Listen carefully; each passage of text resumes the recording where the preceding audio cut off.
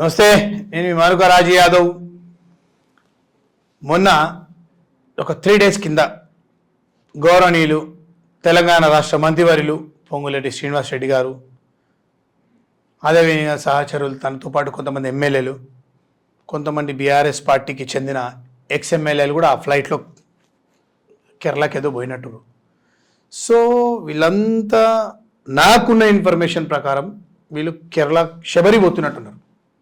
So ఆ టైంకి ఒకటే ఫ్లైట్ ఉంటుంది, ఆ టైంలో పోయి దర్శనం చేసుకొని మళ్ళీ నైట్ రావడానికి ఒక ఫ్లైట్ ఏదో ఉండే.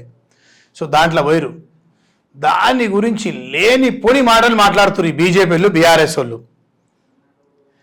పొంగులేటి గారంట కేసీఆర్ గారితో టచ్లో ఉన్నారంట. పొంగులేటి గారు కేసీఆర్ గారు కలిసి తెలంగాణలో గవర్నమెంట్ ఫామ్ చేస్తారంట. అరే కొంచెమన్నా బుద్ధి ఉండాలి మీకు మాట్లాడేటప్పుడు. ఒకటి ఆలోచించి మాట్లాడండి మీరు. పొంగులేటి శ్రీనివాస్ రెడ్డి అనే వ్యక్తి టీఆర్ఎస్తో కలిసేటోడైతే కాంగ్రెస్లోకి వచ్చేటోడే కాదు. ఆయన టీఆర్ఎస్ని ఢీ కొట్టి ఆయన కంకణం కట్టుకొని ఖమ్మంలో 9కి 9 వన్ సైడ్ చేస్తా అని చెప్పి కంకణం కట్టుకొని వచ్చి వన్ సైడ్ ఖమ్మంలో పొంగులేటి శ్రీనివాస్ రెడ్డి వర్క్ చేసి గెలిపించి ఇవాళ మళ్ళీ ఆయన బీఆర్ఎస్తోని కలుస్తారా? ఇదేమన్నా నమ్మే మాటలేనా? ఎందుకు ఇన్ని అబద్ధాలు ఆడతారు? కాంగ్రెస్ గవర్నమెంట్ వచ్చినప్పటి నుంచి తెలంగాణలో గత 5 నెలలుగా రోజుకి 50 మాటలు మాట్లాడతారు బీఆర్ఎస్ వాళ్ళు, బీజేపీలు. కాంగ్రెస్ ప్రభుత్వం పడిపోతుంది, అదవుతుంది, ఇదవుతుంది, రేవంత్ రెడ్డి గారు చేరు లాగుతారని. ఎవరెందుకు లాగుతారు భయ్? ఎవరెందుకు లాగుతారు? ప్రజలు నిర్ణయించిర్రు. ప్రజలు ఓట్లు వేస్తే మా కాంగ్రెస్ పార్టీకి మెజారిటీ వచ్చింది. గౌరవనీయులు ముఖ్యమంత్రి రేవంత్ రెడ్డి గారు ముఖ్యమంత్రి అయ్యిర్రు.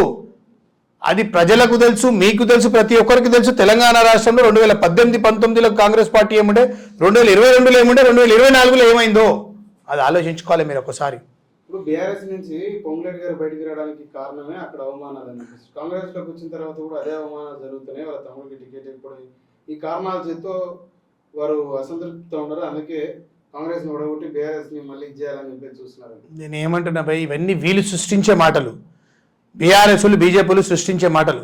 వాళ్ళ తమ్ముడికి ఇవ్వకపోతే వాళ్ళ ఇయ్యంకునికి ఇచ్చారు కదా. వాళ్ళ తమ్మునికి ఇవ్వకపోతే వాళ్ళ ఇయ్యంకునికి ఇచ్చారు కదా.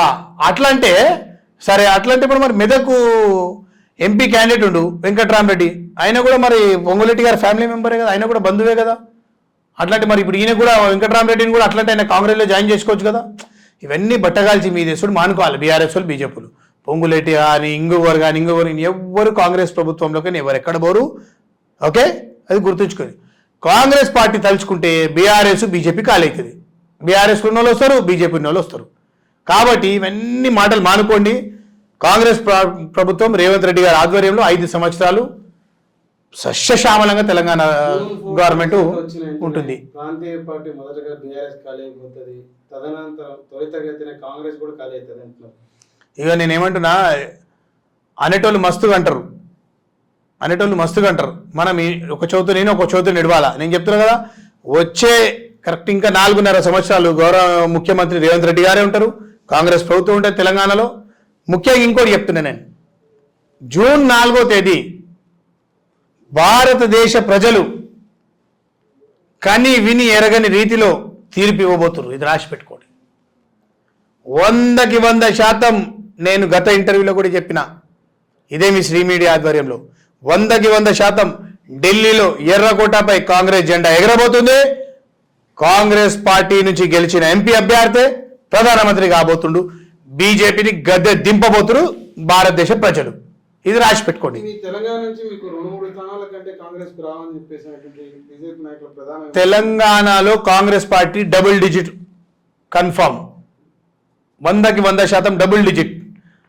బీఆర్ఎస్కి 1-2 వస్తాయో రావో, బీజేపీకి 1-2 వస్తాయో రావో, కానీ కాంగ్రెస్ పార్టీకి డబుల్ డిజిట్. ఇది 100కి 100%. ఏ స్థానాలు గెలిచారు? 100% గెలిచాం. 10 పైనే గెలుస్తాం మేము. 3 ఏదైతే రిజర్వ్ కౌన్సిల్ ఉన్నాయో, ఎస్సీ రిజర్వ్ 3 కూడా ఓడిపోతున్నారు. నాగర్ కర్నూలు, పెద్దపల్లి, వరంగల్. నేనేం చెప్తున్నా, ఫస్ట్ గెలిచేదే నాగర్ కర్నూలు. మల్లు రవి గారు గెలుస్తారు, పెద్దపల్లి గెలుస్తుంది, వంశీ గారు గెలుస్తారు, కడియం కావ్య గారు గెలుస్తారు. అలాగే ఆదిలాబాద్ నుంచి నగేష్ గారు గెలుస్తారు. రాసి పెట్టుకోండి. సికింద్రాబాద్ నుంచి దానం నాయందర్ గారు గెలుస్తారు. మహబూబ్నగర్ నుంచి వంశీచంద్ర రెడ్డి గారు గెలుస్తారు.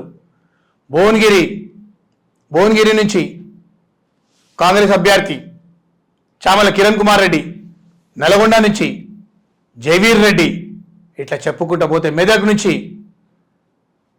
నుంచి కూడా మధు గెలుస్తుండు. ఇది 100కి 100%.